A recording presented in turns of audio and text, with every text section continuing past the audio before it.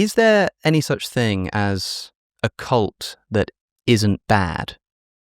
Oh, yeah, sure. There can be a group that has a charismatic leader who has great power and authority, but is relatively benign.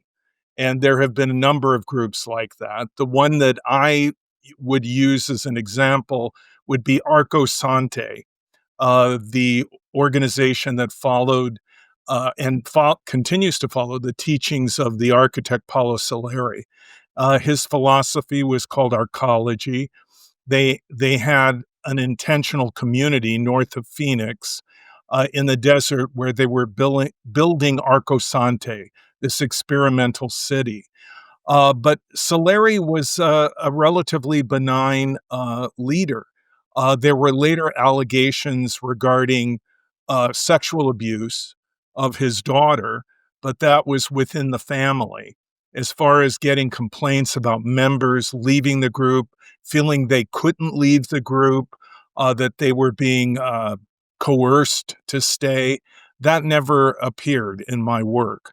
So I think he was a fairly benign leader, and it was a benign organization. He's now dead, and the foundation continues. Yeah, I think people might be surprised to hear you say something like that because when it comes to philosophy, theology, sociology, terms are very difficult to define, right? Religion, cult, words like these are impossible to define precisely. But I think people would generally think that a cult involves things like resistance to anybody trying to leave. You've got your sort of charismatic leader, but there also seems to be this insular and isolated nature to that community. And I know that a lot of people in the anti-cult movement make a distinction between so-called benign cults, ones that aren't so bad, and so-called destructive cults, which are the bad ones. And if it is that the kind of the typically bad stuff, not allowing people to leave and stuff like that, isn't intrinsic to being a cult, I think people might be a little confused about what a cult could be then. Well, so there are three core characteristics that form what I would call the nucleus for the definition of a destructive cult. And every definition I've ever read or heard uh, intersected on these three core characteristics, which are number one, a charismatic leader who becomes an object of worship and is the defining element and driving force of the group, typically totalitarian. And second, that leader uses identifiable thought reform techniques to gain undue influence over his or her followers. And then third, if it is a destructive cult, it does harm. And that varies by degree from group to group. Some groups are much worse than others. So you take those three core elements together, the all powerful, charismatic leader who is worshiped by the followers in the group, and the use of thought reform, or what has been called coercive persuasion or brainwashing in popular culture. And then finally, that this undue influence that the leader has is used to exploit his or her followers. And you have the crucial elements of a destructive cult. In that case, if that's how we would define a destructive cult, are those first 2 points just the definition you would give for a cult as opposed to a destructive cult? If there are non-destructive cults, what makes something just a cult? Well, I would say that you have this all powerful leader who is the defining element and driving force of the group. So it could be someone like Steve Jobs. It could be Elvis and his fans. It could be the group, the Grateful Dead, who had followers that were called the Deadheads.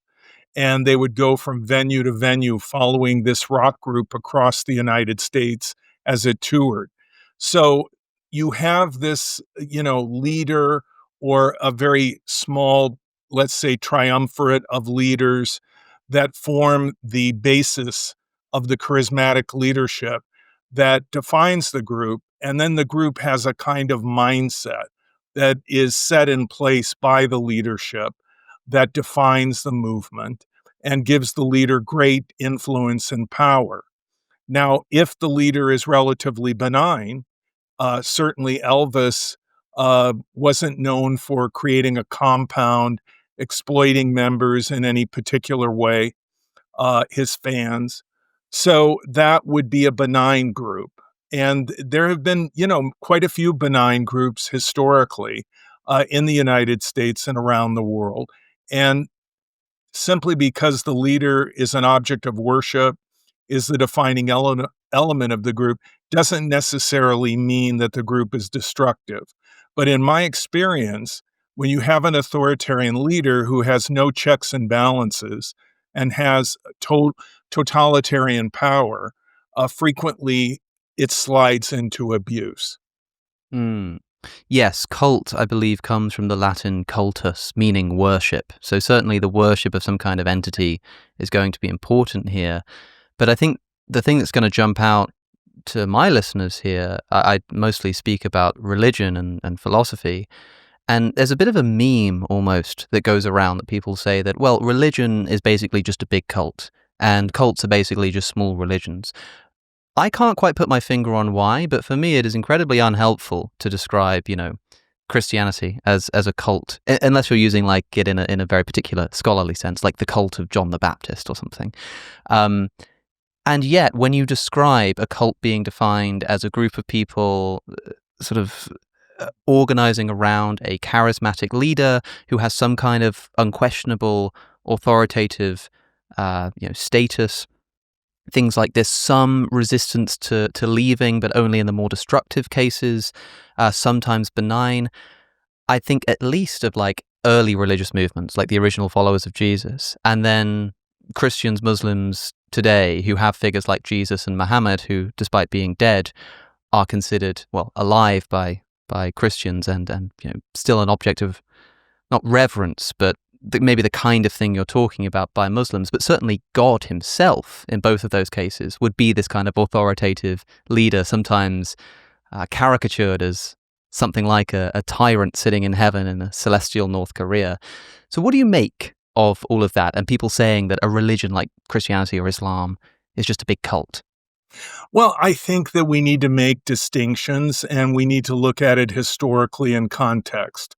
And I'll be honest with you, I'm kind of tired of people saying that all religions are a cult and not making those distinctions, because I think it just kind of is not helpful. So is it possible for a cult to evolve into a religion? Certainly. I mean, let's look at Mormonism. Originally, it was all about Joseph Smith. He was the defining element and driving force of the religion. He was the one who supposedly found these golden tablets and created the Book of Mormon and the writings on which the religion stands. Subsequent to his death, Brigham Young took over. And I think arguably it continued to be a personality cult. But after Brigham Young, power began to devolve from the top down. And so now you have church government. You have the first council of the presidency of the Mormon church, and then you have the first quorum of the 70, second quorum of the 70. The same thing happened with the Seventh-day Adventist church. They were originally known as the Millerites. They followed a man by the name of Miller, and then after his failed prophecy of the end of the world in the 1800s, they coalesced around a woman, Ellen White, who was responsible for much of their writings. But after White died, the Seventh-day Adventist Church likewise evolved and changed. And I think today it's a benign religion that's pretty much mainstream.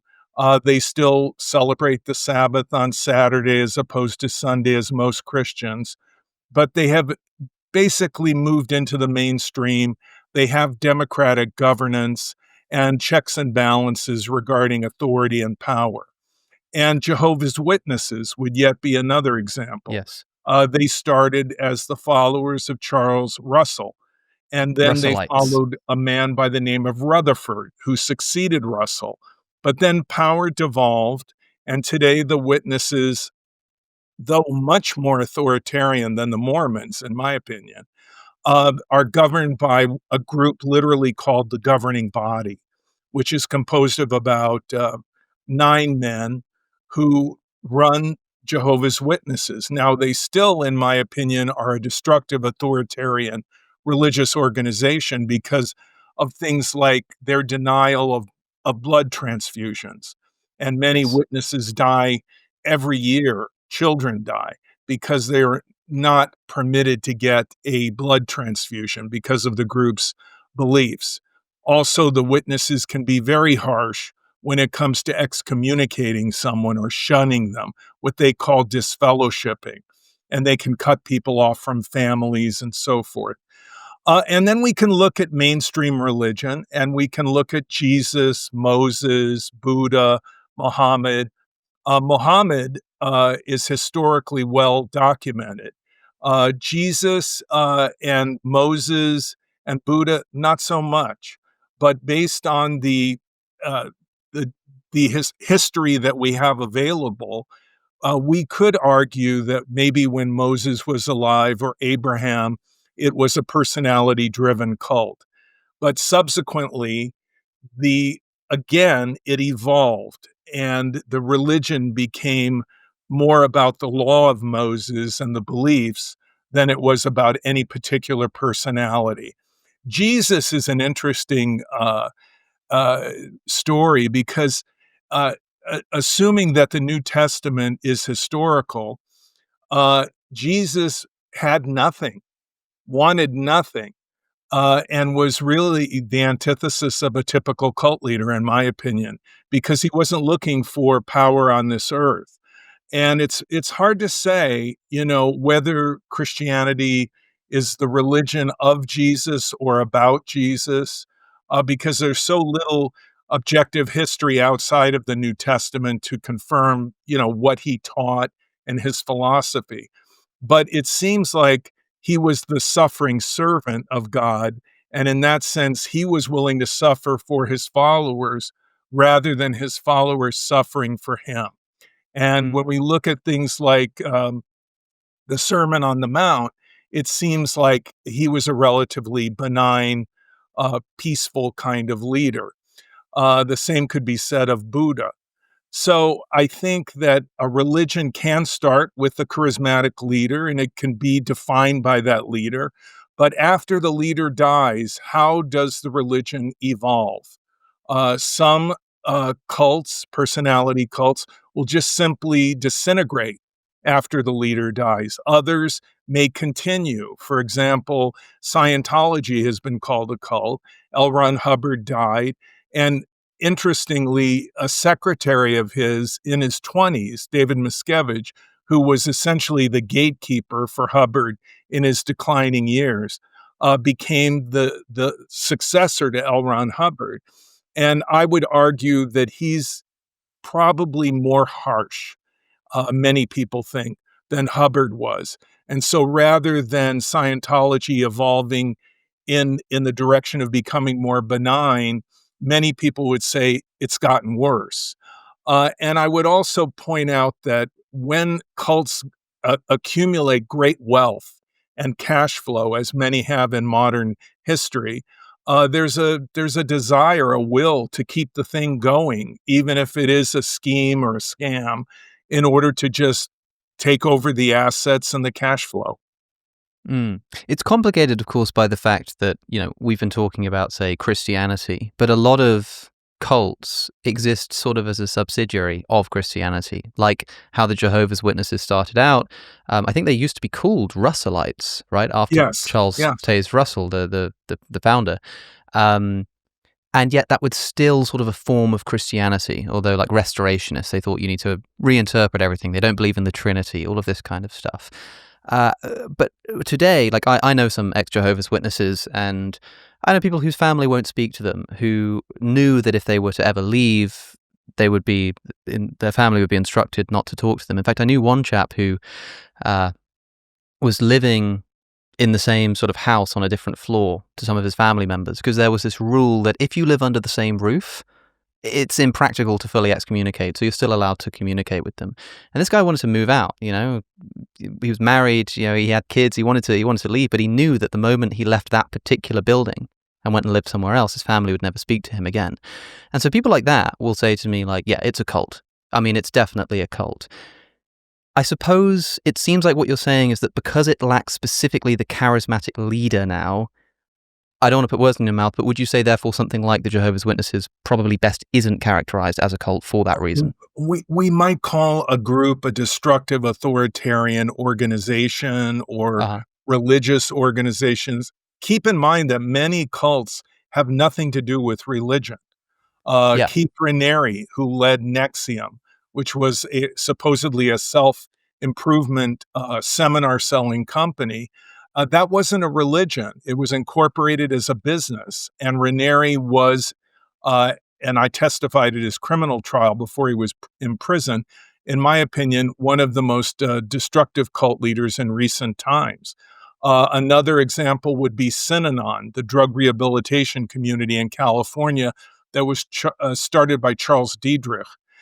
Diedrich didn't create a religion. It was a rehabilitation community that some people would argue initially was beneficial, but went off the rails. So there are groups that have no religious basis whatsoever. The single most salient feature of a destructive cult is the all-powerful leader.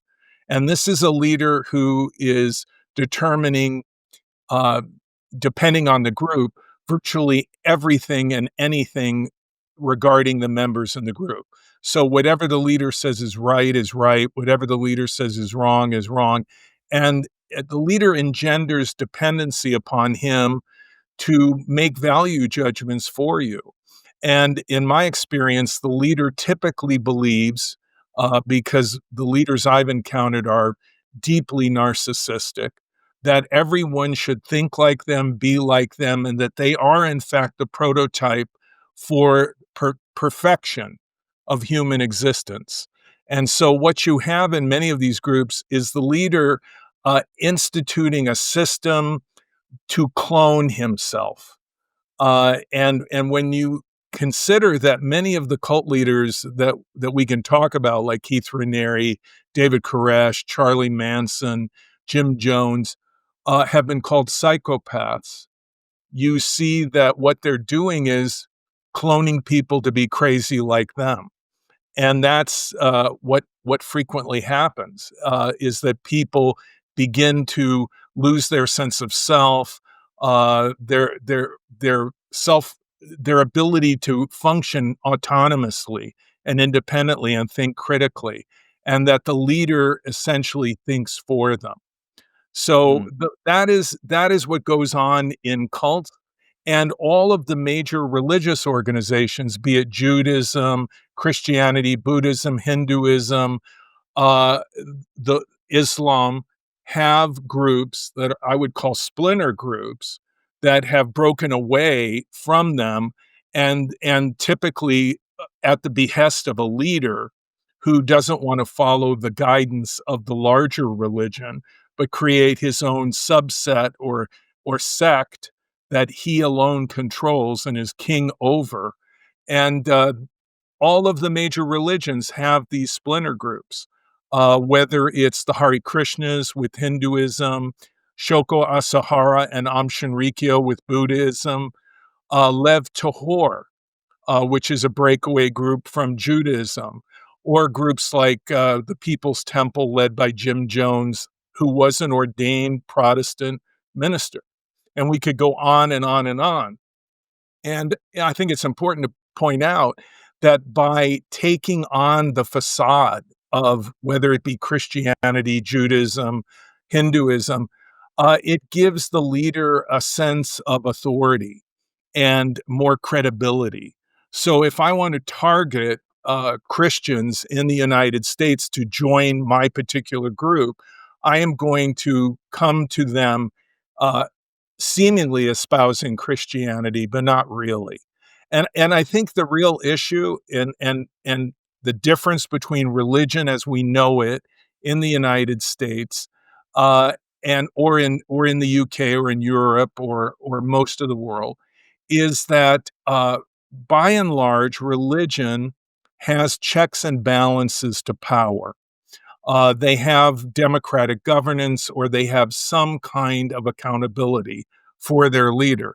Pope Leo was just elected Pope, and he went through a process to get to that place where he could even be considered. And there were checks and balances along the way.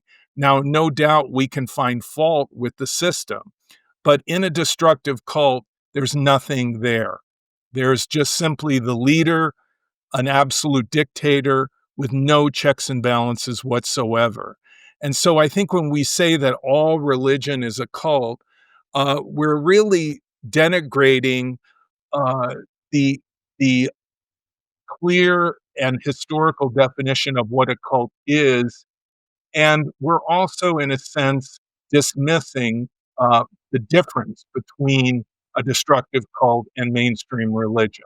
And there are distinct differences. We'll get back to Rick in just a moment, but first, most of you are aware of just how susceptible people can be to bias in sourcing their information. Especially in the digital age, it can be difficult to know who to trust, and although we can never get rid of bias, wouldn't it be great if there were a way for us as consumers of news media to navigate this online space, objectively comparing different sources and comparing their reporting? Well, that is exactly what today's sponsor, Ground News, allows you to do. Ground News is a news aggregation service collecting stories from thousands of local and international news outlets all in one place, so you can compare reporting across the political spectrum. Try it out at ground.news/AlexOC. Take a look at this story about a Chicago archbishop claiming that the new pope will focus on immigration, drug trade, and environmentalism. Using Ground News, I can see that of all the sources reporting on this story, only 17% of them lean to the right. And this means that if you only tend to read right-leaning news, you could have missed this story altogether. Ground News even has a dedicated blind spot tab, specifically seeking out stories that you would otherwise miss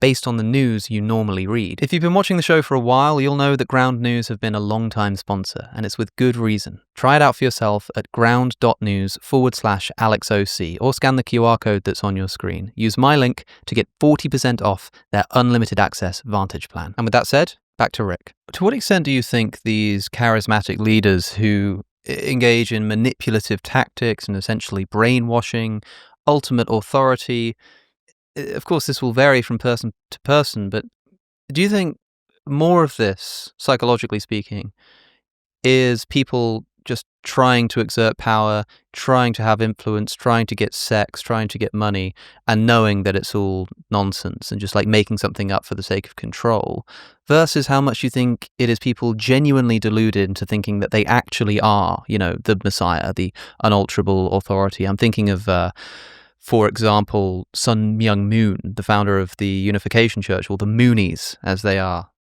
sometimes known, who I think, from reading your book, if I remember rightly, claimed to have met in the spiritual world with Karl Marx and Jesus and Lenin or a bunch of other people in the spirit world, and they all and God, of course, and they all decide to sort of give him the spiritual authority, and he takes out 30 advertisements in newspapers across America to let people know that this meeting took place.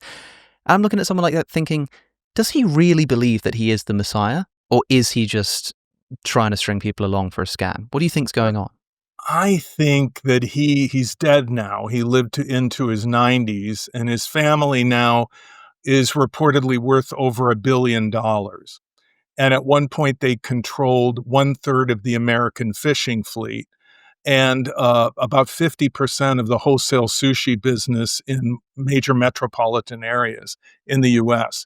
And he built all these businesses on the basis of cheap, low-cost labor, frequently provided by his followers, who he did not really compensate very well. I've talked to many of them. There's a book written, In the Shadow of the Moons, by Nansuk Hong.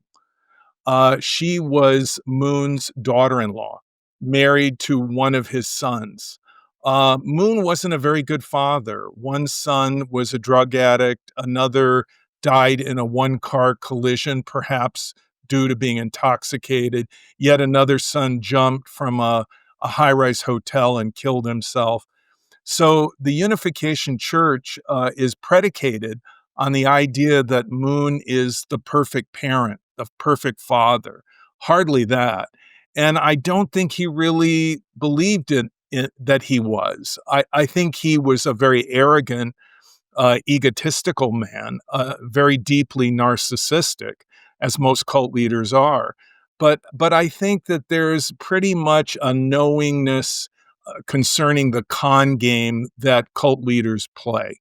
And I think Moon probably understood that. Did he get full of himself? Did he feel that he could get away with anything? Maybe. L. Ron Hubbard, did he really believe the Xenu story about spaceships from outer space being directly linked to the human condition through a kind of residue of ghosts of aliens that are clinging to our bodies called body thetans? I find it hard to believe that Hubbard really believed that. I think that he created that myth. He was a sci-fi writer before he was a so-called cult leader. And I think that many of these leaders, and I've met them face to face, Keith Raniere, I would sit with him and deal with him through court-ordered mediation. He sued me for 14 years in a lawsuit that went on and on and on, and was finally dismissed not long before he was arrested and ultimately convicted of multiple crimes. He's now serving over 100-year sentence. But I didn't think that Keith Raniere really believed his own hype based on the way that he interacted with me. And I think many cult leaders are little more than con men. And the difference between a con man and a cult leader is that a con man typically runs their scam, takes the money, and they run. They skip town. A cult leader will run the same scheme on the same people indefinitely. And yes, they do it for power, for money, for sexual favors. And many of them have almost a symbiotic relationship, it seems to me, with their followers, feeding their ego, and that they need that adulation. They need that sense of power and control to just basically keep going. It's what pumps through their bloodstream. It's what they need. So you came face to face with Keith Raniere, is his name? And Yes. so what kind of cult did he run? You said that you came face to face with him because he was suing you, presumably because of some critical activity you were engaged with. But what I'm really interested in, after explaining that, is what it was like to come face to face with one of these charismatic leaders, and whether you could see just why his cult was successful. Well, Keith Raniere was underwhelming, to say the least. I Ah, mean, he looks kind of like one of those garden gnomes that you might see in someone's backyard. Not a very impressive figure, poorly put. He didn't dress very well. He didn't present very well, and I would call him a covert narcissist and someone who is introverted but deeply narcissistic. And so they seem subdued. They seem more quiet, less of a braggart, a person that's really loud and boisterous, what we would call an overt narcissist. So he really kind of tried to project the image of this kind of absent-minded professor, philosopher king, kind of quiet. But he also might be called a dark empath, which means that though as a narcissist, and many people would call him a psychopath, he lacked the ability to have genuine empathy or even sympathy. He had the ability, and this is where he was a savant, to identify the vulnerabilities of people and then drill into those cracks and leverage them for control.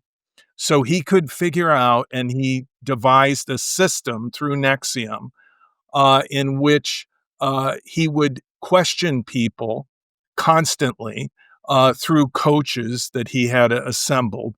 and that he would find out, what is your pain? What is your vulnerability? What is it that you feel you need more than anything else? And with that information, he was able to manipulate people. And what Nexium supposedly was about, which was the group that he created, which when I first came across it, it was called Executive Success Programs, or ESP, and the people that were part of it were called espions. And Raniere was given the title of Vanguard to denote that he was like on the cutting edge of what the world needed, the technology, he would say, the philosophy, which he called rational inquiry, that he marketed and sold through seminars that cost a great deal of money. And then you had people moving to Albany, New York to be near him because Raniere lived there. So there were hundreds of people involved in various activities in the group. They would eventually put thousands of people through seminar training, including two children of past presidents of Mexico and two heiresses to the Seagram's liquor fortune, Claire Bronfman and her sister Sarah Bronfman, each of them worth hundreds of millions of dollars.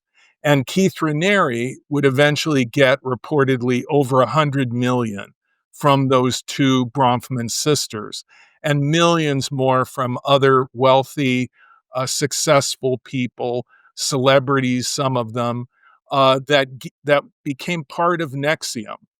But as Raniere became more and more powerful and he had more and more control, he became really depraved. He created a kind of cult within his cult that was called Das. And these were women that were his sexual slaves. And he would eventually have them branded, having a doctor using a cauterizing iron to engrave a brand on their pelvis to denote their involvement with this group, DOS. And it turned out to be not very well disguised initials of Keith Raniere. And so he was convicted for sex trafficking and financial fraud and numerous things, racketeering, and he's now serving over 100-year sentence. But it escalated over a period of time. The more power that he garnered, the more he wanted. And for him, the sex wasn't really so much, I think, about his sexual needs. It was about power and control and dominating the women that he tortured and abused.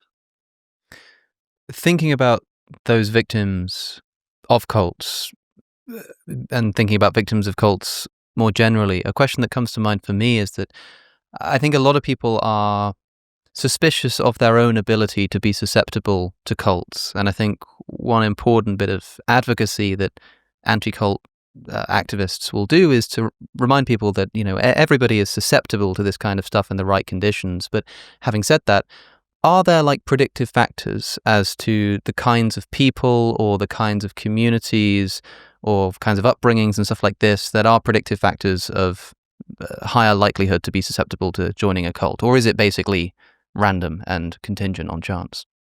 Well, I think there's one narrative that I think pulls through many of the people that I've worked with and talked to that have been victimized by destructive cults, and that is that perhaps they were at a difficult time in their life, Right. and they were being bothered by something, their job, family issues, divorce, uh, maybe they had a relationship, it fell apart.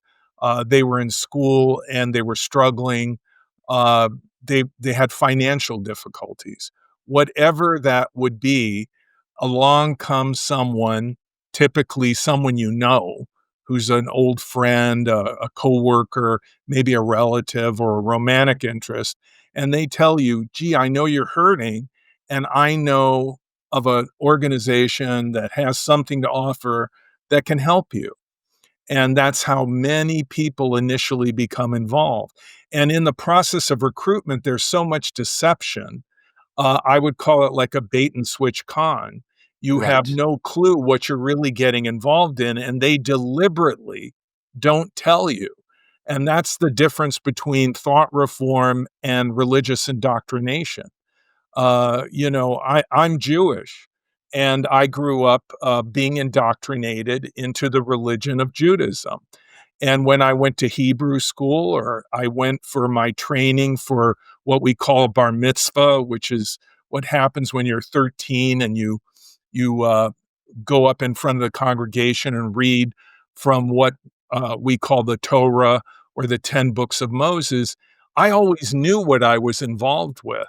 My parents knew what they were involved with. We were in a very liberal denomination of Judaism called the Union for Reform Judaism.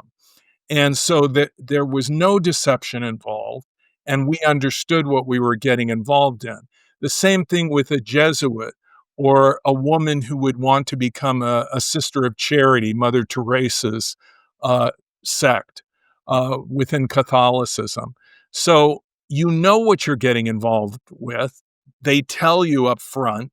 You know what the demands are going to be. They tell you up front, and you submit yourself to it willingly because that's what you want.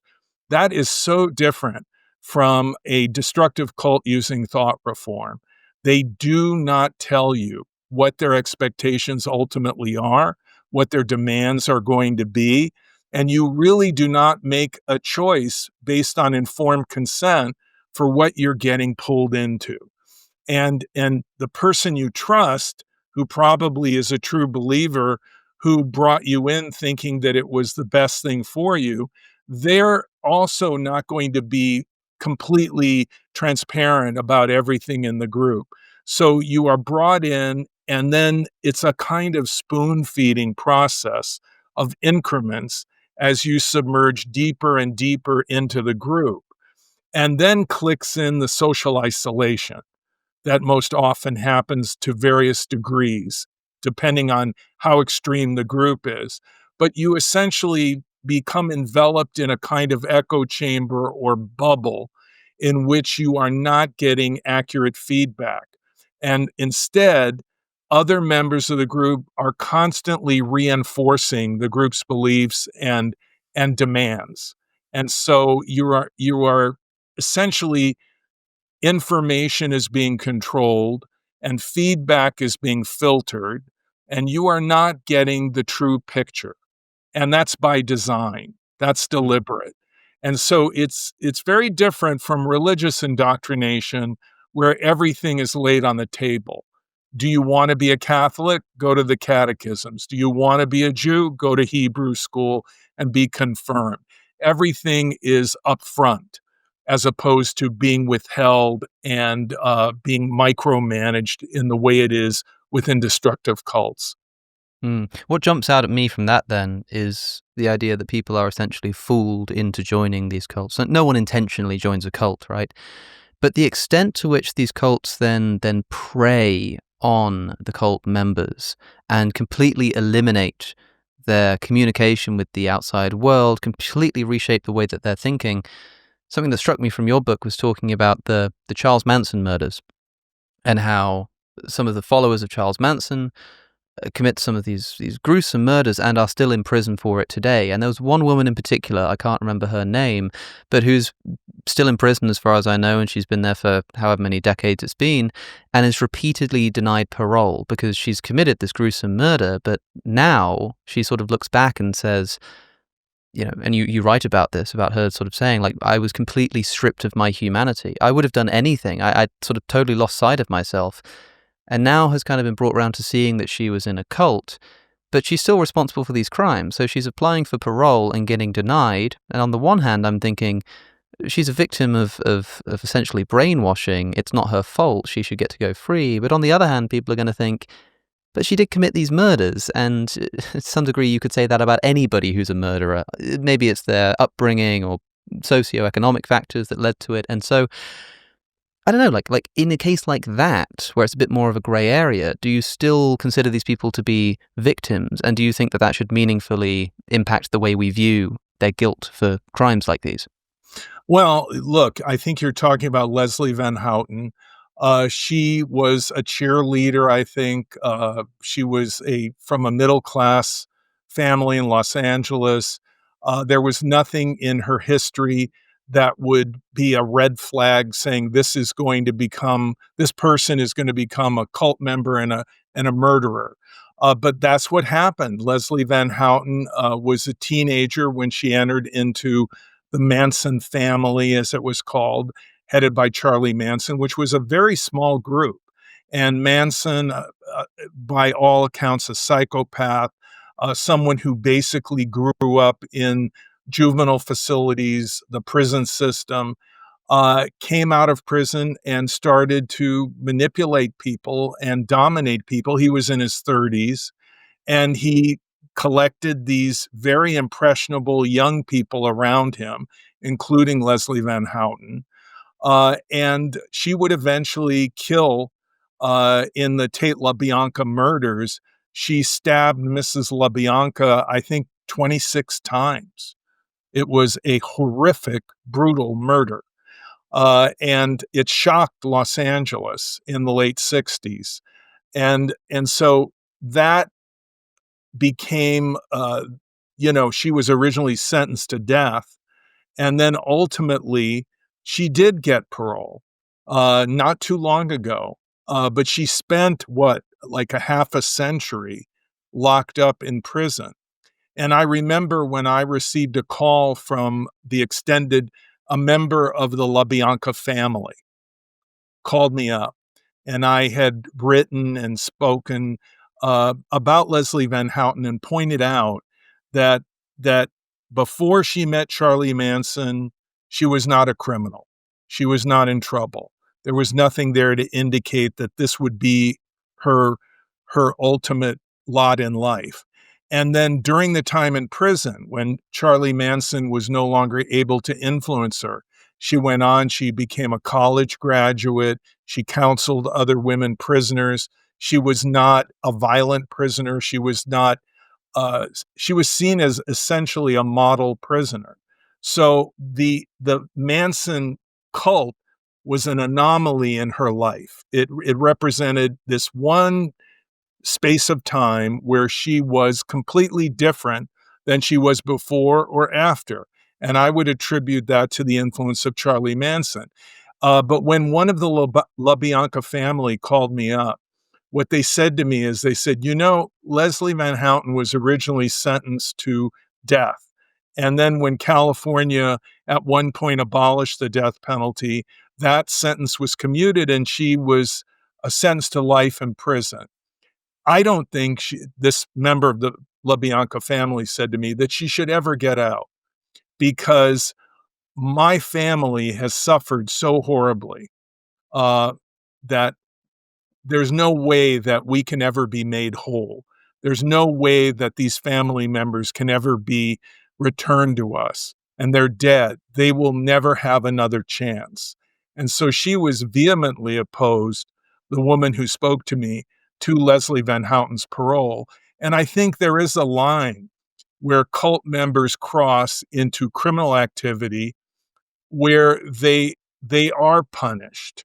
And in some situations where it involves horrible crimes like murder or horrible sexual abuse of children or adults, uh, it's reasonable to think that they should be punished.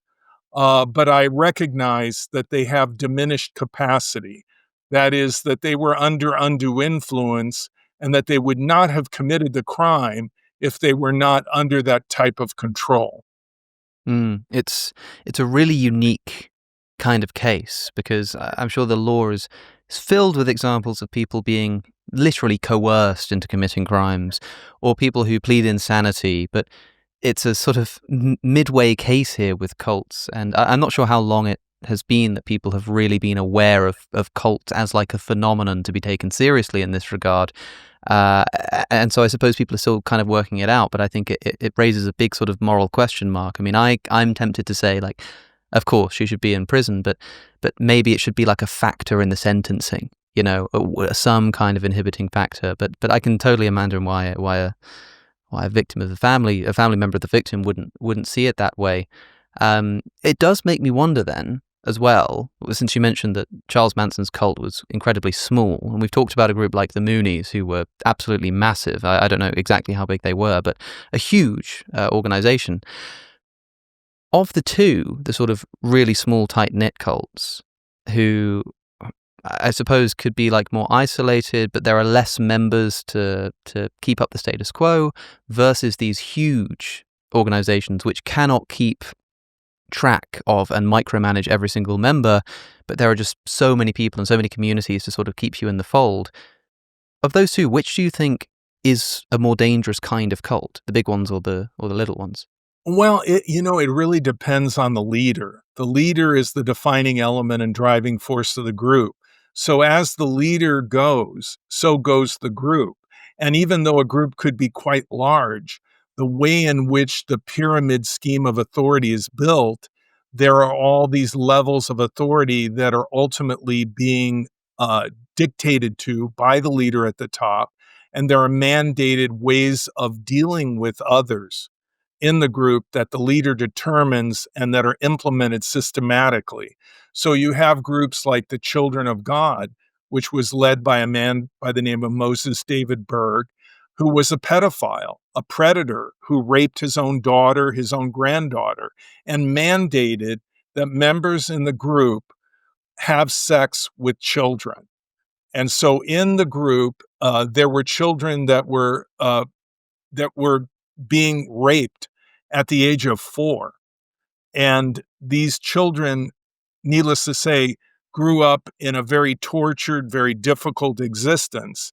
And Berg was really kind of a shadowy figure that was not ever present, but that the edicts that he had through his Mo letters and his authority were mandated through the systematic implementation in the group.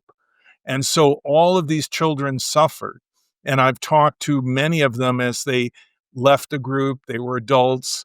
The actor River Phoenix and his brother Joaquin Phoenix, their family was in the Children of God.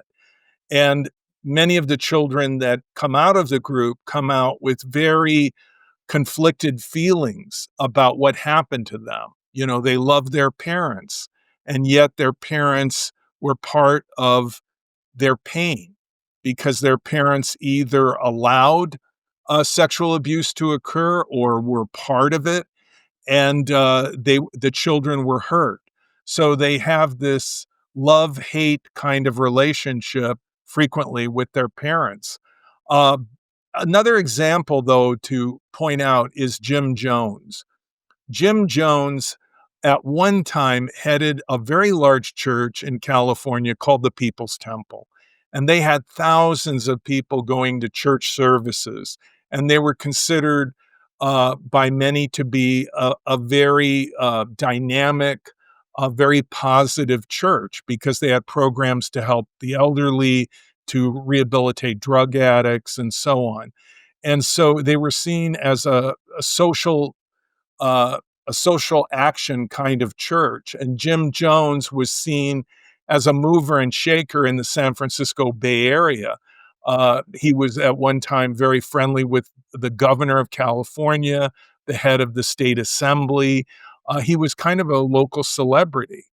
But as his power grew and it was unchecked, and that was the problem, was they did not have a system of democratic governance to check and balance Jim Jones. And he was a deeply disturbed personality. Many would say a psychopath. He also had substance abuse problems. So as he deteriorated and became worse and worse, so did the organization that he headed. And this is the dilemma or a formula for disaster in cult groups, which is they are so firmly attached to the leader that as the leader loses his ability to make rational judgments and becomes more and more crazy, if you will, the group becomes crazy. So what happened with Jim Jones was he got worse and worse until eventually the media exposed him and he left California with more than 1,000 of his most loyal followers. And they went to English speaking Guyana, where they created a cult compound in the middle of the jungle, which became known as Jonestown. And it was there in 1978, under government scrutiny, that Jim Jones decided to pull the plug. And he wanted to die, and he took all of his followers with him. They were either murdered or coerced to commit suicide, and 900 people died, about 300 children. So this is the formula for disaster. You have an entire organization that is wholly dependent on the sanity of its leader. And when that leader is a psychopath, a malignant narcissist, the possibilities are that even if that leader isn't really bad comparatively at one point, without any checks or balances to his power, he might run off the rails. And that's what we see over and over again in cult tragedies. If I'm not mistaken, an investigation into Jonestown was commissioned by like the US government. So they sent a congressman to Jonestown to check it out. And while he was there, some of the members were like handing him notes saying like, I want to get out of here. And I don't know the exact details of what happened next, but it wasn't pretty. Yeah, well, that was Leo J. Ryan. He was the congressman from that district that included the People's Temple, and many of his constituents were coming to him and saying, you know, my family member is in Guyana and I can't get them on the phone. There were no phones. There was no communication. There was no newspaper, no radios. Jim Jones controlled all information and communication, which is a scenario you see that plays out in many cult groups. The more extreme the group, the more extreme the control to enforce what the leader wants. And so the people that lived in Jonestown were unable to communicate with their families in California. So Leo J. Ryan went with the agreement of Jim Jones on a fact-finding trip to see what was happening with these people who overwhelmingly were from his district or from California. And when he went there, of course, there were people passing notes, take me with you, help me, save me. And when Ryan left, he left with some of the people from Jonestown. And so Jim Jones knew that when they left, they would tell what was really going on inside Jonestown, which was that Jim Jones had his own prison, he had his own police force, and he was ruthlessly totalitarian and controlling of all the people in there. And he was sexually exploiting some. So that he didn't want that truth to be known. And so he decided to kill Leo J. Ryan and the people that were trying to leave. And Ryan was assassinated. He was murdered. And I think after that, even though Jones was in a very, uh, strange kind of bizarre, fantasy, conspiracy-driven state of mind, he had the presence of mind to know it was over and that the authorities would eventually come to arrest him, as they were from Georgetown in Guyana. And so he infamously mixed what they called the Kool-Aid, which was a Flavor Aid punch, with cyanide and barbiturates. And that was given to hundreds of people. The children had no choice. They were given poison by either their parents or by adults, and they were murdered. And then there were people that tried to escape. They were forced to take the poison. There were people that were shot. So it wasn't simply a mass suicide. It was, by and large, murder. and Jones had determined that I'm going to die, and therefore you could see it as almost like this incredible act of narcissism. Without me, you are nothing, and therefore you must all die with me, because what will you be without me? And Mm. so they all died, and Do we know what he said? 918 people. Yeah. Do we know what he actually said to? Because presumably he didn't say to his followers, like, the game's up, the police are coming for us, it's time to get out of here. He must have said something a little more dramatic, a bit more narrative. Do we know what the actual message was before He- they all he- died? yes, he told them that this was an act of revolutionary suicide in response to a cruel world that didn't understand their truth, that resisted their sense of social justice, that they were making a statement that the world would note that the world was so unjust, and as many cult leaders have said, whenever there are situations where they're being held accountable for their behavior, uh, this is persecution. We are being persecuted. Not I am being held accountable for my behavior, but we are being persecuted. And therefore, we will commit revolutionary suicide in order to make a statement. And that's what they believed. The followers of Marshall Applewhite, a very small group called Heaven's Gate, that they all died, 39 of them, in California in the 90s.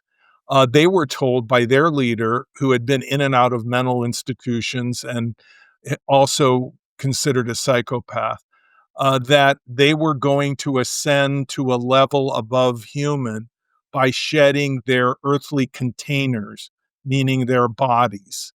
So the leader, Marshall Applewhite, a deeply troubled individual who controlled everything in this small group, convinced them that the way for them to evolve as human beings was to shed their bodily containers. So they took a concoction of uh, phenobarbital. They went to sleep. Most of them were suffocated with plastic bags over their heads. One, I think the final person that was left, uh, inflicted a gunshot wound and died.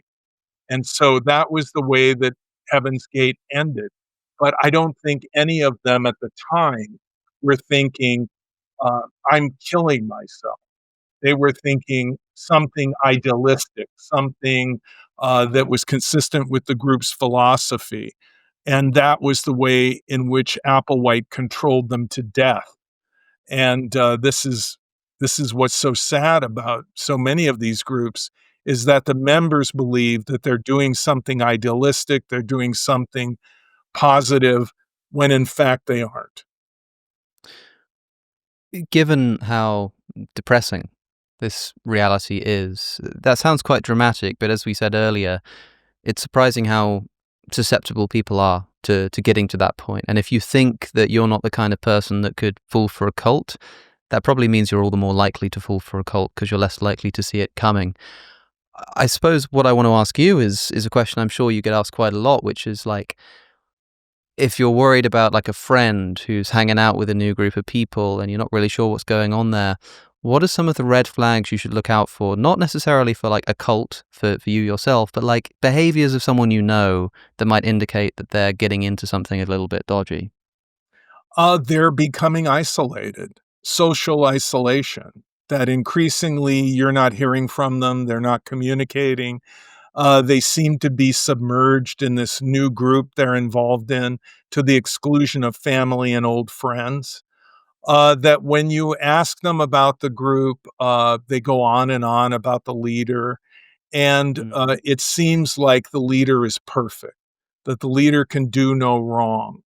And when you ask them about, anything that might imply there might be a problem with the group, or a question about something that they're doing, that the response is uniformly that the group can do no wrong, that the leader is always right, and that there's this total intolerance for any type of critique. and that those who criticize the group are always wrong or even evil, and that there's no legitimate reason to leave. That when you ask about people, are there people that have left your group? Are there people that have moved on to a different church or organization? They're stigmatized. They're vilified, and the narrative is there really is no legitimate reason to leave.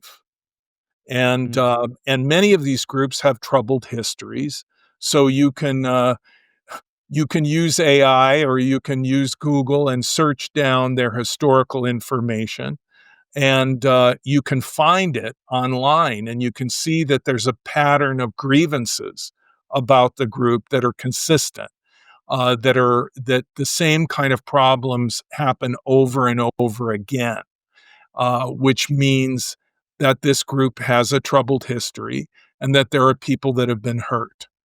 Mm. We've spoken about like historical cults, speaking a lot in the past tense, or we talk in the present tense about sort of borderline cases like strange religious groups. But are there still today any like well-known cults that like you can point to as immediate red flags if you hear a particular organization or whatnot? I think if people were asked to name a cult today, they might struggle outside of saying things like Scientology.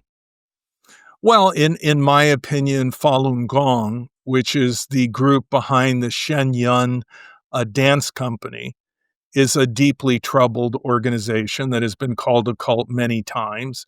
Its leader is a guy that is called Master Lee, and they believe that he has supernatural powers, that he can become invisible, and that the truth of the universe is channeled through him. And so Falun Gong is not simply some type of traditional Chinese uh, organization, nor is the Shenyun Dance Company or the Epoch Times or Epic Times newspaper that is also controlled by Falun Gong just any newspaper. So that would be one example.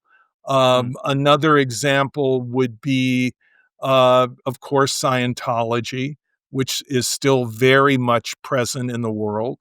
And then there are groups like the Unification Church that have not ceased to be, that are still very much in recruiting and active today. And what I would say is that the way that groups recruit has changed. So what has happened is they are now online. So virtually anyone with a smartphone can be targeted by a group, that they are streaming their indoctrination, that they have videos on platforms like YouTube, that they are on TikTok, X, Twitter, Facebook. They have groups on Facebook that meet online, and that the way in which they fundraise, they receive money through PayPal, through Venmo. So the way in which a cult is created, the way in which it recruits, the way in which it extracts money from people has changed. The internet has changed all of that, so that minor children, and this is coming out more and more. There was uh, a series called Adolescence that I'm sure that you're aware of, that brought out the fact that teenagers, kids, minor children can be influenced by uh, online influencers, whether it be the incel, intentional celibate movement, or some other misogynistic type of organization that will encourage, this kind of hyper masculinity that culminates in altercations and at times violence.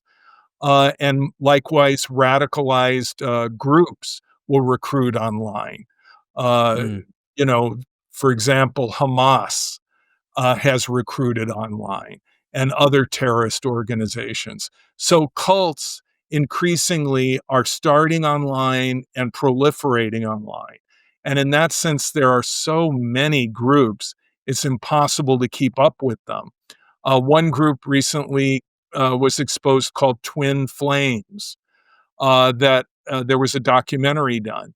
And this was a group that has been called a cult, led by two people. They recruit online, they interact online, then they have their offline group meetings, seminars, etc. But the premise of the group was that they will find your true spiritual partner for you. They will find the person that you are meant to be with. And this became very manipulative, very destructive when women were told that they they needed to become a man in order to find their perfect partner, which would be another woman in the group. And this really became very destructive because women who otherwise would never have considered this were being coerced by the leaders of the group, according to former members that have left, to change their sexual identity.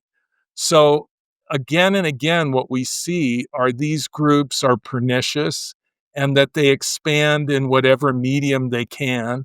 And given the internet today and social media platforms, it's much easier for them to find people and recruit them than ever before. Mm.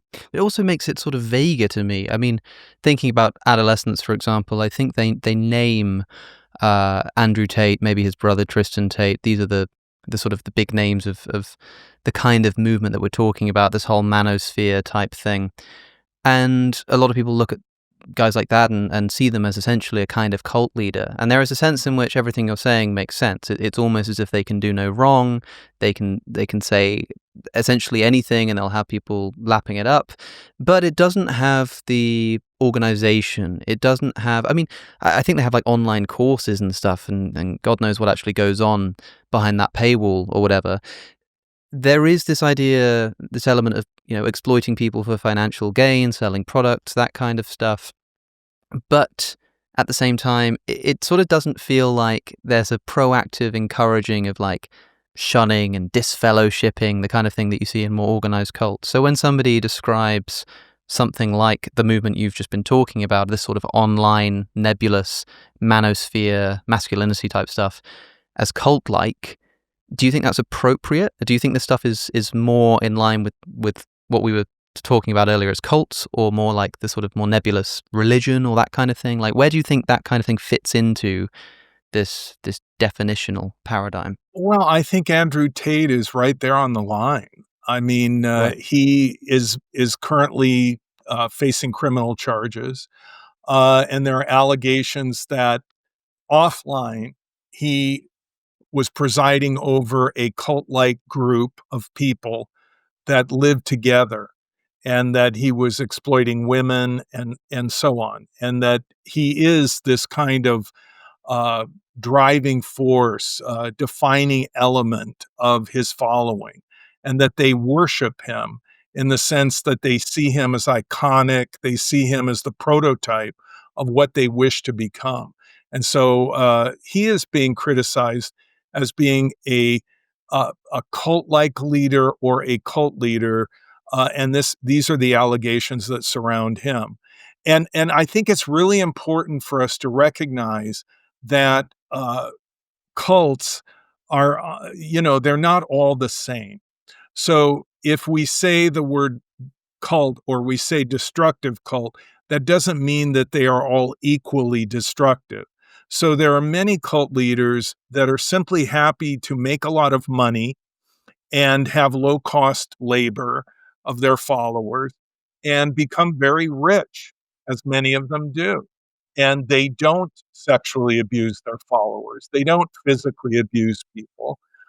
They operate on a continuum at a less destructive level. Now, having said that, there are cult leaders that start out at that level and then become worse over a period of time. That was Keith Raniere's story. But there are many, many cult leaders who are simply happy to be very rich, live luxuriously, have people wait on them hand and foot, and are not planning a doomsday mass suicide or any kind of physical violence or criminal activity. And it isn't until the group crosses into criminal activity, that the authorities become involved on the basis of those criminal acts. So I think it's important for us to recognize that the groups that end in murder and suicide are the very small minority of destructive cults.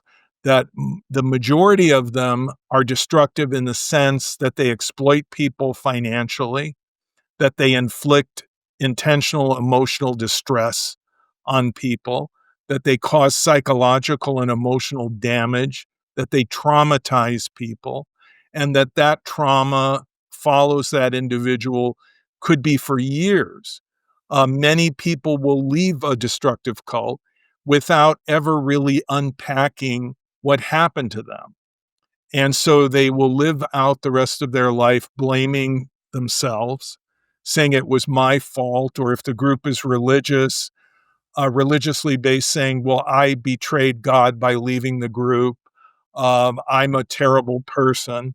And they've never really unpacked what happened to them.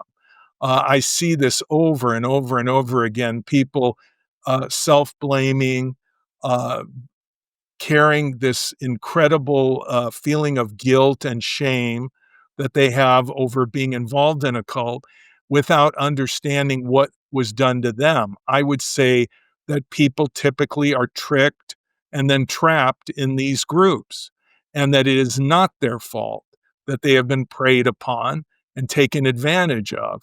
And if they did have weaknesses and vulnerabilities that were the leverage that the leader used or the group used to manipulate them, again, it's not their fault. They're merely human to have their frailties and their weaknesses, as we all do. And that these groups are relentlessly predatory and they take advantage of our weaknesses.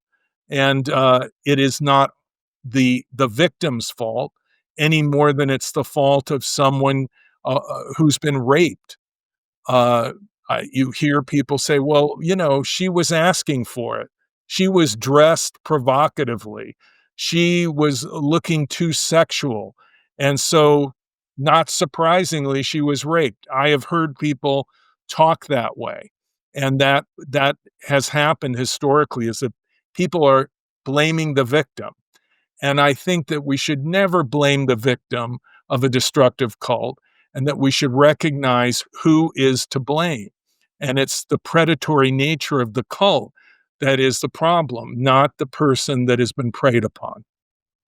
That's when again I'm thinking of like the Charles Manson murderers and why that poses such an ethically difficult case, because I think what you say is quite compelling and people will intuitively listen and go, yeah, we shouldn't blame the victims. But when you're faced with a case like that, it's very difficult for people to just say, oh, whatever, that sort of wasn't her fault. It's complicated to say the least. But I think quite insightful here, as you said, that people who've left cults have sort of interesting psychological insights to give about how they still associate with the cult and maybe still feel like religious guilt despite having left. Maybe they sort of haven't abandoned all of the beliefs or something. But what it makes me think is how do people generally escape these cults, and where do attempts to get people out of cults go wrong? Because I imagine a lot of people try it with family members and friends that they're worried about and completely and utterly fail. Where do they go wrong and where do they go right? Well, first of all, most people will leave cults on their own, not Right. through an intervention. And Okay. typically it will be something shocked them. They saw something happen in the group that caused them to be shocked, to feel, I can't handle this. This is too terrible. I need to leave. Or they're exhausted. They're simply exhausted. They've been working too hard. They've been uh, uh, they've been exhausted by the group and the demands of the group, and they feel like, I just can't go on. It's too difficult, it's too painful, and I'm going to leave. But then, because of their indoctrination in the group, they may feel that this is something that is something that they should be ashamed of, that I should have been stronger. I should have been Mhm. able to work 60 hours a week. Why why why couldn't I just keep doing that? I should have been able to not be in touch with my family. Why did I feel so homesick?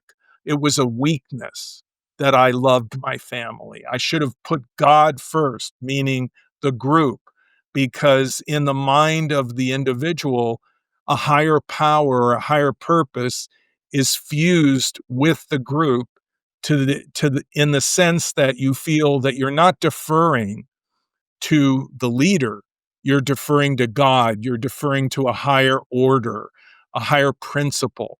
And so you feel that when you walk away, you have betrayed that. And so that's kind of the baggage that people may leave with. But typically they leave because it was too hard, it was too difficult, the group was too punitive. They saw people suffering, they saw things that happened that shocked them, and they left. Now, what will help them after they've left is to do quite a bit of study and reading and research about what is a cult, how does thought reform or coercive persuasion work, what are the mechanisms that are used to manipulate people in totalistic groups. And if they can do that, they can unwind the group programming and understand what happened to them. And in that way, essentially free themselves from the guilt and the shame and get on with their life. And there are a number of books that people can read. Of course, I'm going to plug mine, Cults Inside Out, because the book not only has a history of modern cults, and but it has a narrative of former cult members talking about what happened to them. And what the reader will see is even though the groups have completely different beliefs, that the same things are happening in the same way to people in various groups, despite their differences in supposed beliefs, doctrines, etc. And then also there is a chapter examining what we call cult brainwashing, which is really a synthesis of coercive persuasion, thought reform, and influence techniques with the research notes so people can drill down and find more information. And then I describe what I do in interventions. I've Yeah. done over 500 interventions across the US and internationally. I've worked in the UK, I've worked in Ireland, and I've worked in across Europe. So, what happens in an intervention is basically education and sharing information. And that boils down to four basic blocks of discussion. Number one, defining what is a destructive cult and asking the question, does that fit the profile of the group that you are currently involved in? Uh, Number two, what is coercive persuasion? What is thought reform? And are there parallels between the criteria that would distinguish a thought reform program and what your group is doing to you now? And then number three, why did what history of the group do you not know that you should know to make a more informed decision about continuing with this group? Are they withholding information from you? Do they have secrets that they don't want you to know? Why aren't they telling you their history? Why aren't they sharing these things with you? And then finally, the fourth block, why did your family decide to do an intervention? What was it about your behavior, uh, your choices, or your actions in recent history that caused your family so much concern that they decided to bring me in and stage this intervention? And so you go through that. It could take 3 or 4 days of discussion. And during that time, you're asking the person to not communicate with the group or people associated with the group and to take a temporary time out to discuss what the family is concerned about and the various things that I've outlined. And then at the end, they will decide to do what they want. Some decide to return to the group. I would say about 30% of the people that I work with at the end will say, I want to go back to the group. I'm happy there. That's what I want to do. And the family will accept that. They all they want is the time allotted to discuss their concerns. And then many of the people I work with will say, I'm leaving in the first day. I'm not even going to stay here for a day. So out of the 30% that I'm not effective with, many of them leave in the first day. Many of them leave early on, some at the end, but mostly in the beginning. They just decide, I don't want to continue, or they're in touch with someone in the group and they tell them, hey, get out of there. We don't want you to talk about these things with anyone. Come back to us, uh, ignore your family, ignore their concerns. So that's how people get out through intervention. But the overwhelming majority of former cult members, they simply walked away. Mm. It must be quite difficult to convince people to sit down for an intervention in the first place. I mean, especially the type that's likely to sort of walk away. I mean, do you sort of? I'm imagining somebody who's sort of in a cult, and it's kind of hard to get a hold of them. They're already kind of distant.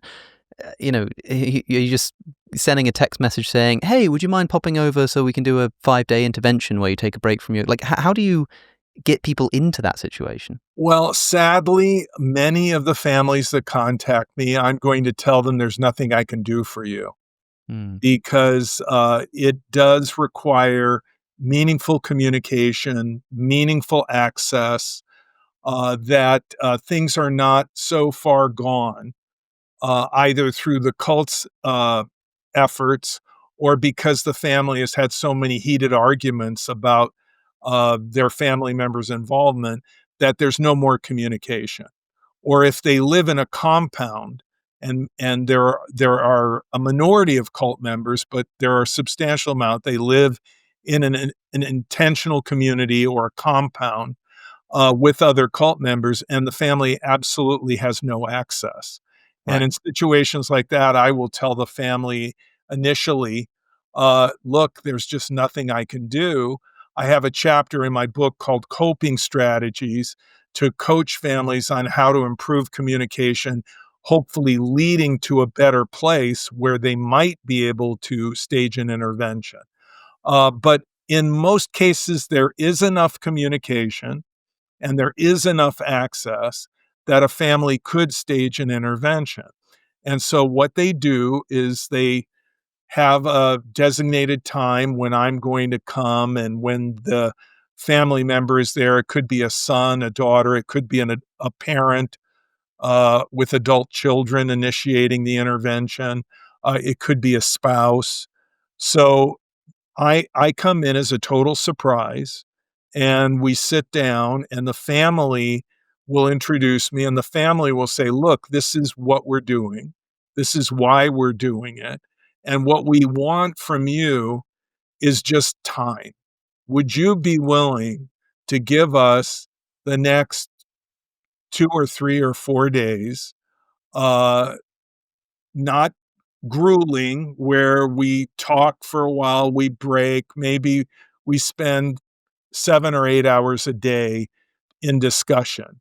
And then, would you be willing to do that?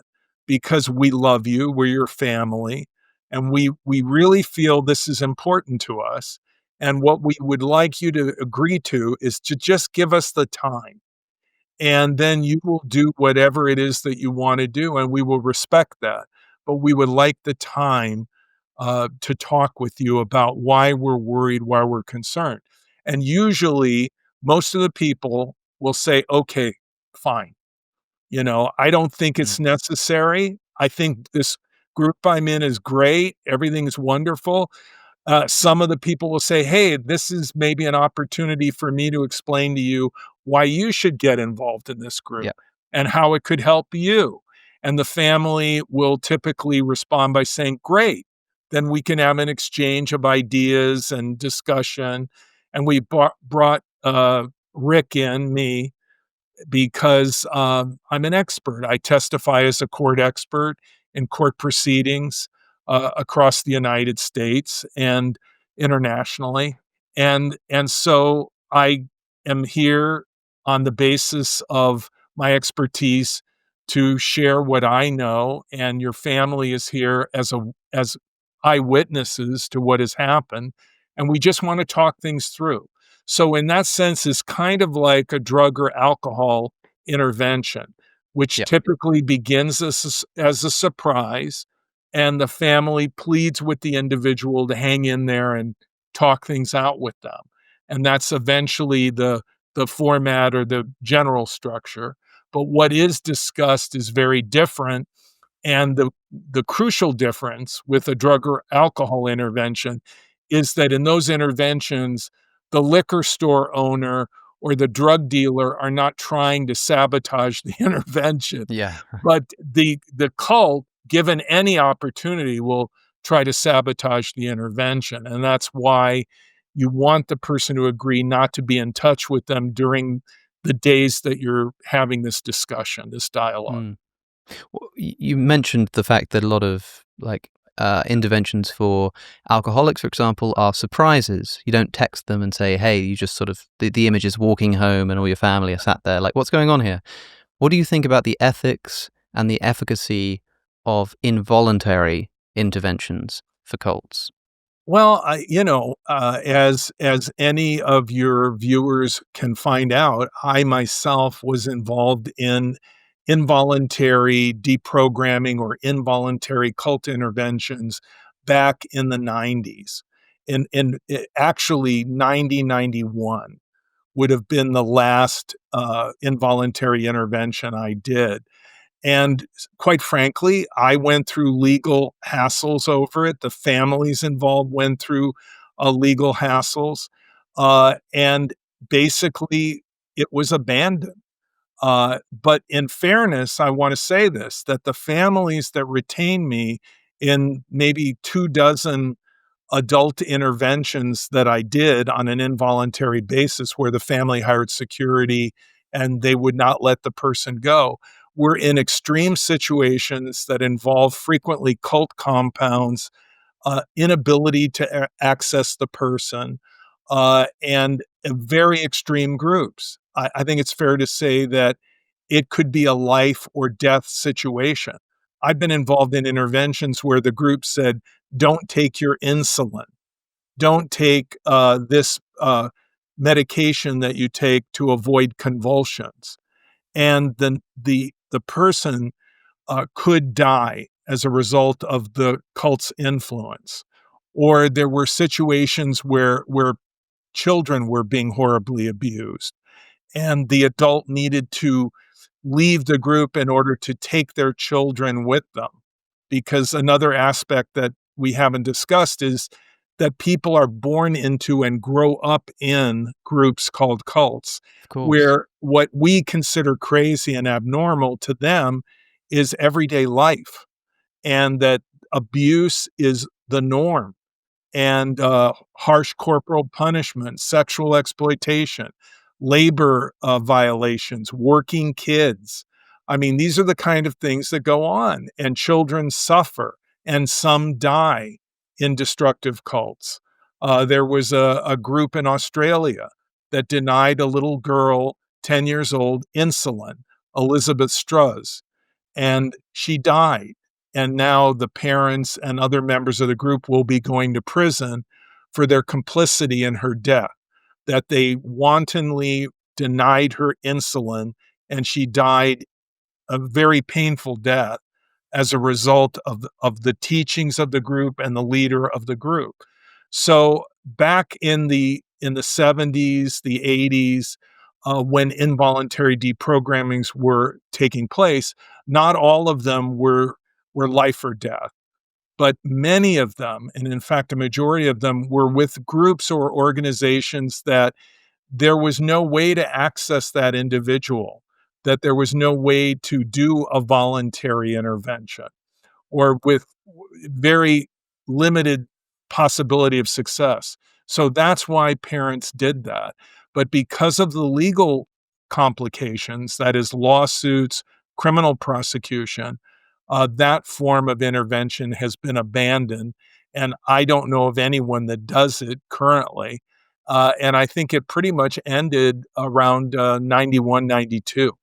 It sounds really dramatic. I mean, the idea of it's one thing to say it's a surprise versus an invitation, but for there to be security to physically not let someone leave. I mean, firstly, I'm trying to imagine like how the person or people that you were involved with in these cases reacted, and secondly, like does it work, or are they so sort of trapped and imprisoned that they're just consistently saying, "Let me the hell out of here! Like I'm not going to listen to you." Well, I'll tell you a a a case history in, exactly that, which was a young woman. She was a college graduate. She had a postgraduate degree. She became involved in a very extreme group, and this group believed that the members of the group should be sterilized. And so men, got vasectomies, women got tubal ligations and cauterizations so that they could not have children. The woman that I eventually would work with was 26 years old. Her family wanted her to be able to have children. They wanted her to have all the opportunities in life. They chose to do an involuntary intervention. This was in the late 80s. And I was the deprogrammer or intervention specialist that worked with the family and with this young woman. And she became very, almost really violent, screaming, chanting, did not want to listen to anything. But at the end of a period of days, there were about 5 days, she gradually changed and she listened and she took in the information and eventually decided to leave the group. And years later, she sent me a card with a picture of her daughter, a baby that she had had. And I think what she was telling me was, "Thank you, and I'm thankful for my family because I can have a child." And there were so many people from this particular group in California that they could never have children, even after they left the group. There were, women that I appeared with, on a news program to expose the group, and they said, "You know, I finally realized that I left the group for good reasons, and it was good that I left. You know, at the time I left, it was very painful. I felt I was turning my back on God, but eventually I realized it was a cult and that the leader was not God and that he was demanding and unreasonable. And I left because it was the right thing to do for me and for my family, meaning her parents, extended family." But that same person said, "But I can never have children. I know that the group is a cult and I won't go back, but I will never be able to have children because I have been sterilized." So those are the stakes in some of these interventions. Another woman that I worked with had a particular disease that caused extreme convulsions, and she was on a medication to obviate that, to take care of that, deal with that. And the group was telling her not to take it. The parents' fear was first that their daughter would die, and so they did an involuntary intervention, and she came out of it. She left the group. She was in touch with me. I haven't heard from her in a while, but she used to call me every now and we had an ongoing joke, which was, when I was working with her, at times she would drift into a kind of trance, and I wouldn't think that I would she was hearing me, and I would say to her, "Hello, hello," and I would, like, knock on something and say, "Is anybody home?" And she would look at me and she'd get angry and say, "I'm here, I'm here." And that was my way of engaging her. And, she would call me on the phone over the years, and she would when I picked up the phone and I'd say, "Hello," and she'd say, "Hello, hello, are you there?" And I would always know it was her. And incidentally, I worked with Harvey Keitel on the Jane Campion film Holy Terror, which included Kate Winslet. And Harvey, I was his technical advisor, and there was a scene in Holy Smoke where he behaved in the same way. Hello, hello, are you there? To Kate Right. Winslet, who was the cult member. And that was from Harvey and I talking about cases that I had done. Wow. Wow, that's pretty cool. That's a pretty cool stamp that you've made on popular culture there. Uh, Okay, those sound actually quite successful, and it's a shame that there are so many legal complications, even in these extreme cases. But most people listening to this, anybody who's thinking, "Gosh, I think I know somebody who's susceptible or something's going on," maybe they don't really want to stage a whole intervention. Maybe they're just looking to sort of talk to their friend.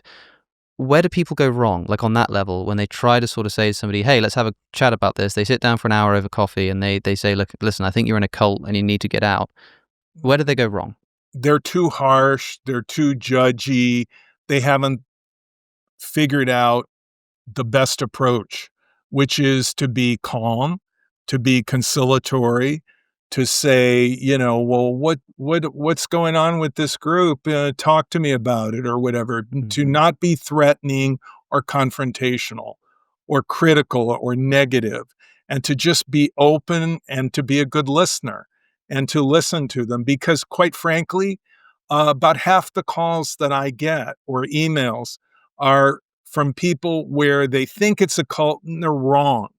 So the Mm. first thing that you should think is, well, maybe I'm wrong, that I think the group is a cult because maybe they're a little weird and they believe things that are somewhat strange.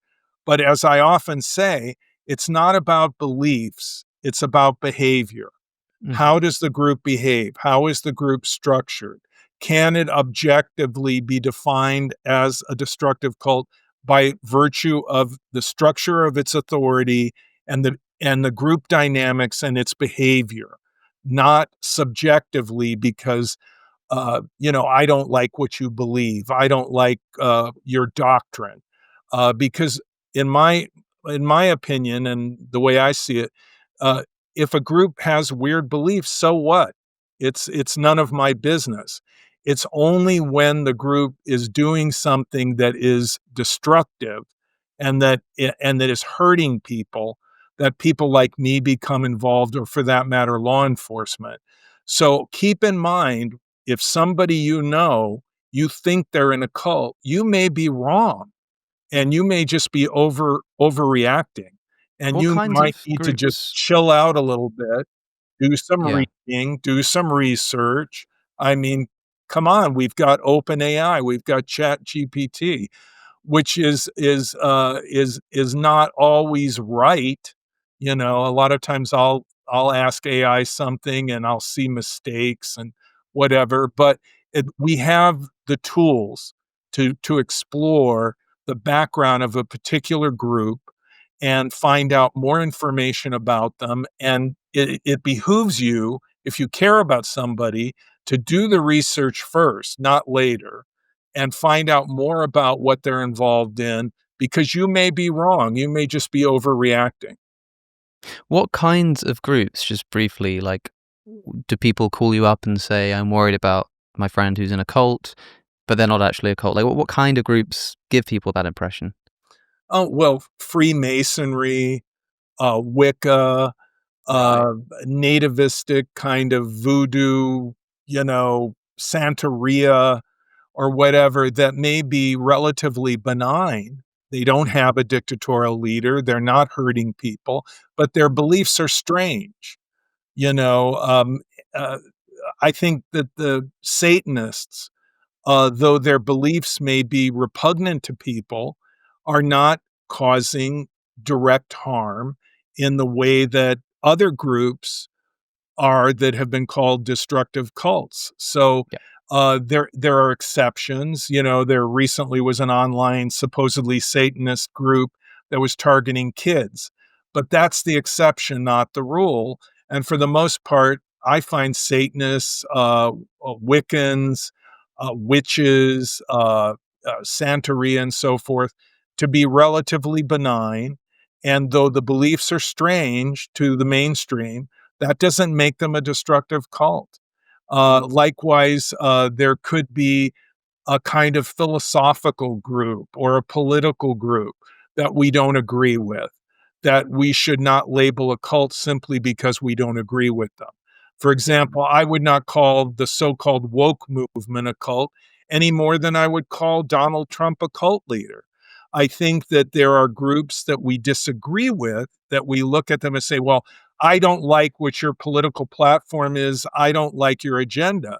And therefore, I want to denigrate you. And I'm going to use the word cult because that makes me feel like you're brainwashed if you don't think how I think.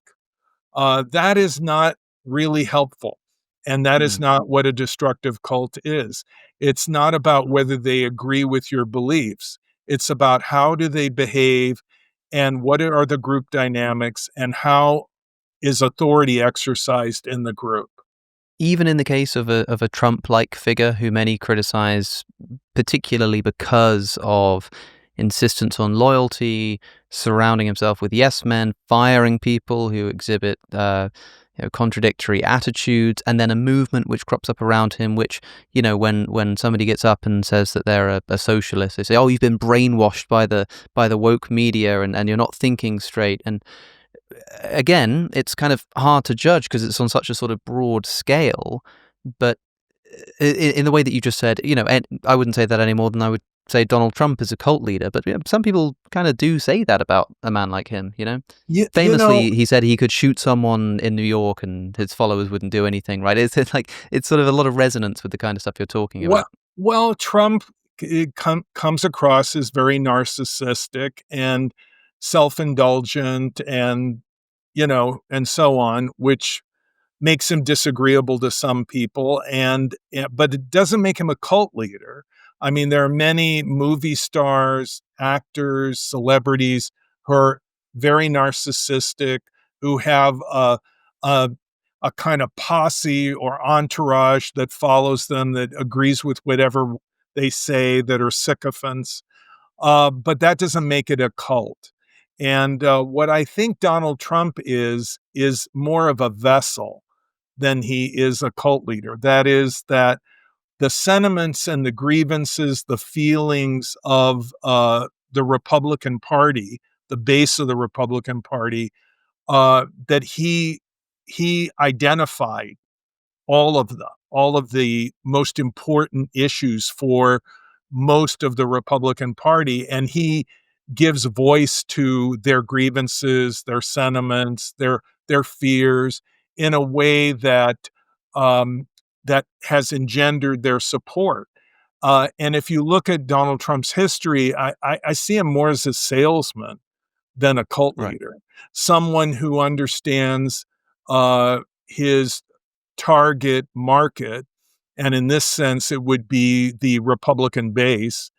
And he understands what they want to hear, and he speaks to their their deepest held feelings. And I don't think that the people that support him suddenly change their feelings or their political attitudes or their grievances, but rather it just flowed through him.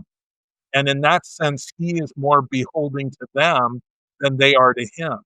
I think if, for example, Donald Trump said, well, I think that we should have immigration reform and we should have work visas for people that are harvesting crops and Mm-hmm. in restaurants and hotels and in construction, because we need those people. And they should be given some leeway, a pathway to citizenship. I think immediately Donald Trump would no longer be followed by Right. the Republican base, that they would, as they say, throw him under the bus.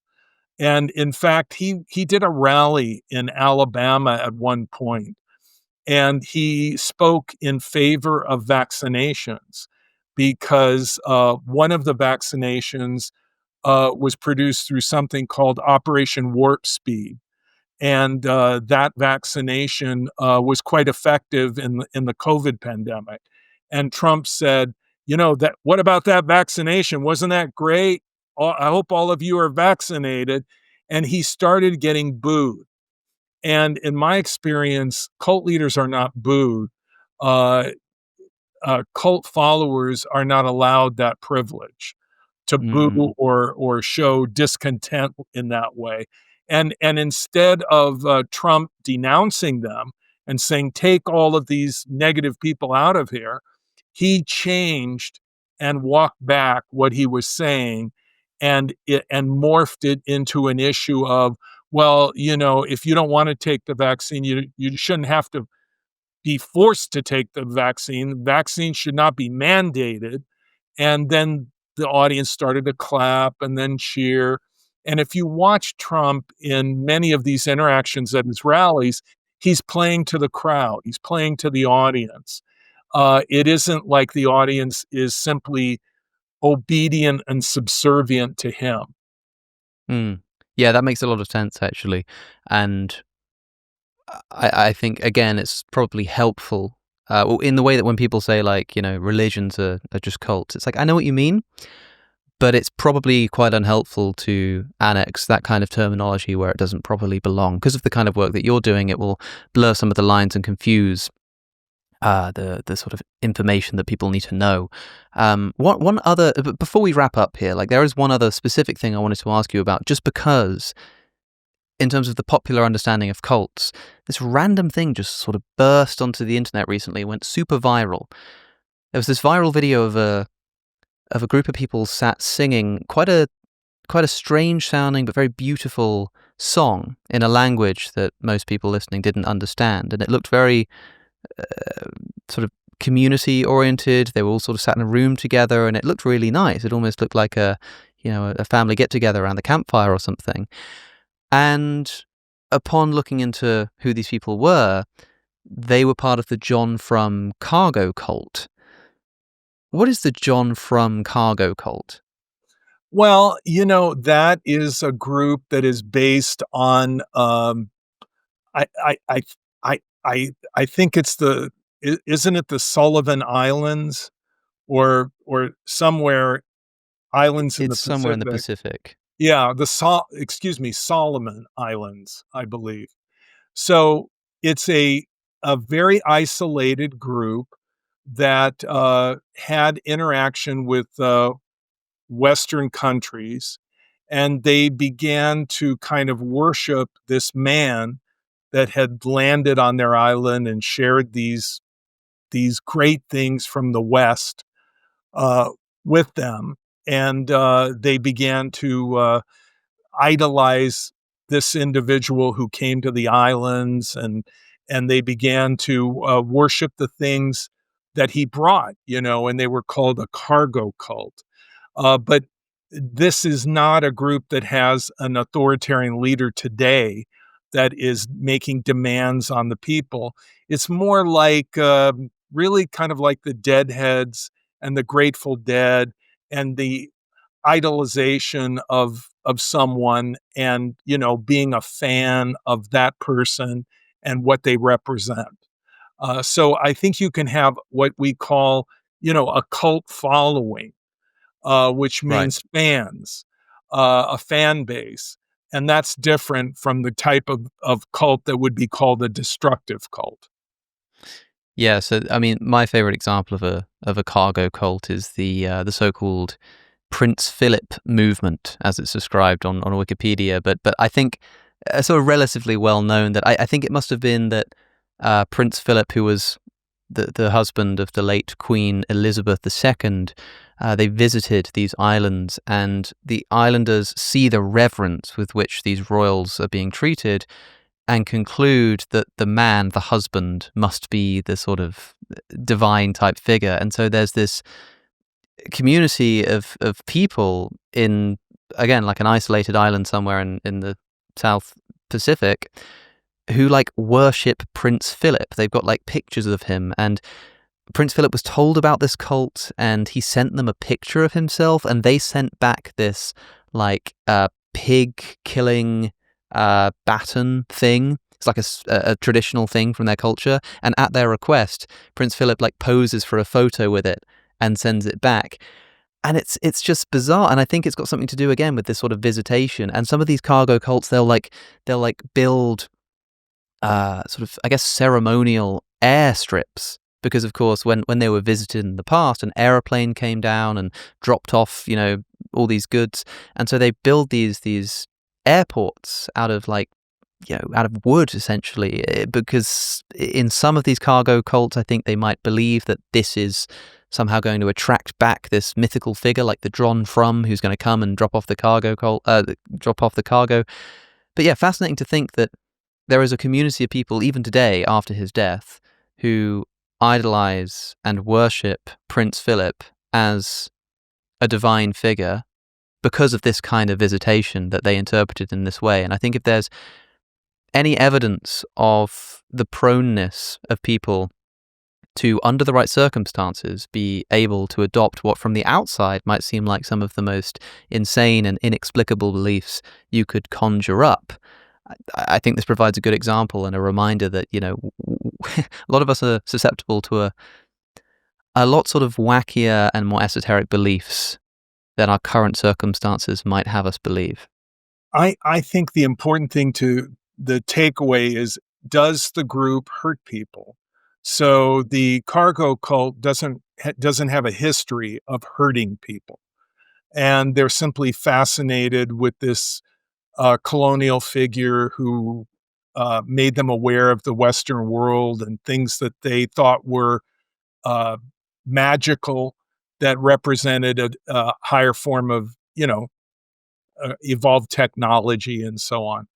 But there are leaders of nations, political leaders, not Prince Philip, but let's say Adolf Hitler or Benito Mussolini, or for that matter, Joseph Stalin or Lenin, who can be seen as cult leaders in the sense that they were the defining element and the driving force of what was happening in their country.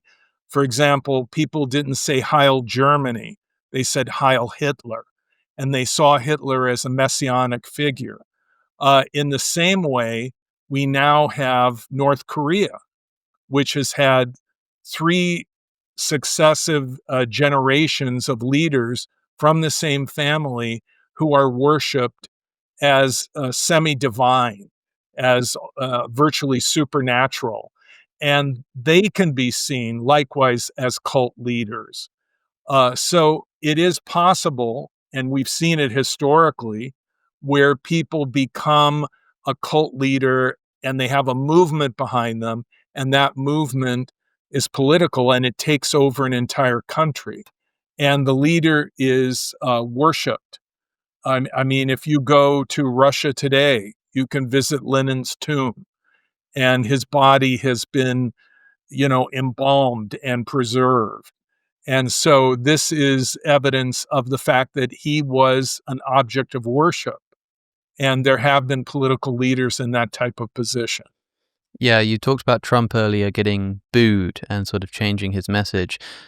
What came to mind then was the video I'm sure you'll have seen, you can watch it on YouTube, of Joseph Stalin in front of a room of his party, and he starts listing off names, and the people who he names, a soldier goes over, picks them up and takes them outside, and these names start getting listed off, and people are nervously sat there, and as the names keep going, some of them start standing up and hailing Stalin and shouting their praise at the top of their lungs because they're just terrified of what's going to happen if their name gets read out. I think it's a list of alleged traitors or people engaging in conspiracy, and those people get taken outside and everyone's terrified because they know what's going to happen to them.